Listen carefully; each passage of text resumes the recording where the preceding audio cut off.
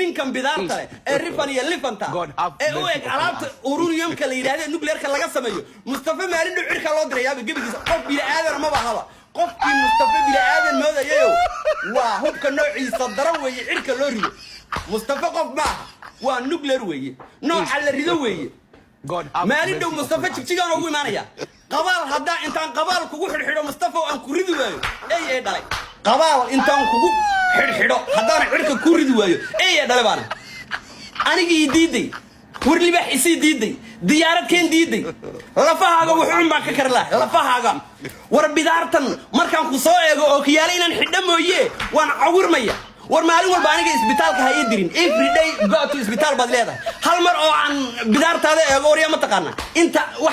inta mayre iga taranta ma taqaana wariya nafaqa darada waa la isku daartaa waxaan ahayn dakhar waa la isku daartaa Mustafa markaan saa ku eegaba bidaartooda kale inaan yeeshan hadda ka yaabana hadda markaan qolyahan dhaqaatiirta iyo markaan la hadlay Mustafa bidaartiisa markaan arkaba